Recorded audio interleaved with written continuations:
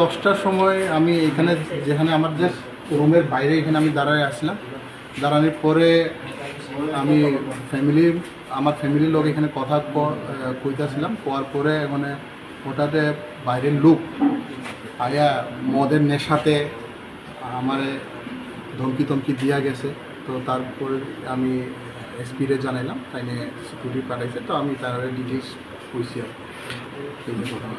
তো একজন বিধায়ককে এইভাবে বাইরের লোক আয়া ধমকি দিচ্ছে একদম ইয়াতে এমএলএ হোস্টেলে, এই ব্যাপারে আপনি কি করবেন?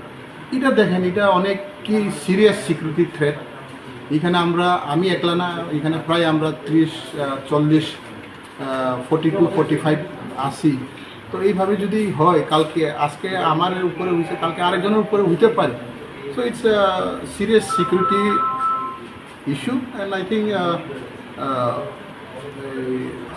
state honorable CM, he should look into the matter on a serious things, কারণ আজকে যদি এইভাবে হয় কালকে কি হইতে পারে। তো এটা it's a very security lapse. আমি যে বলি এটা অনেক সিরিয়াস ইস্যু। কে বা কারা করছে, কার এখানে আইছে যে 3 ব্যক্তির কথা বলছেন যারা হঠাৎ করে কোন জায়গাতে আইছে, কেমনে আইলো এটা?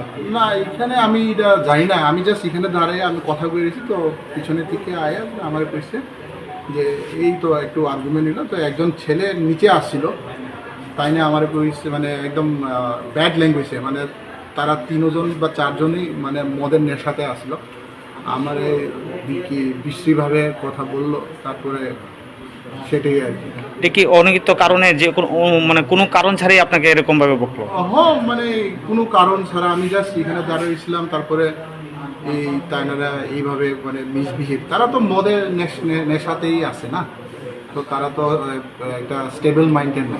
আচ্ছা, কোন জায়গা এটা? এটা হচ্ছে নিউ এমএলএ হোস্টেল, ILS এর সামনে আর কি। আচ্ছা, আপনার নামটা স্যার?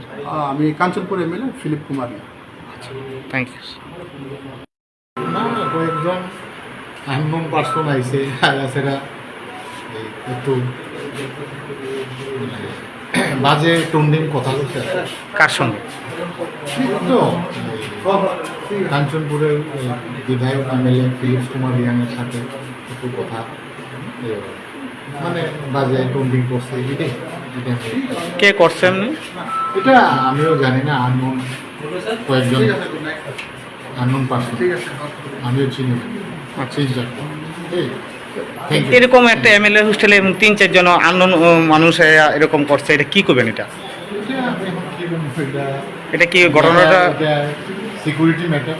আচ্ছা, এরা প্রশাসন জানবো, আমি বেশি কিছু কইতে পারতাম না। Thank you.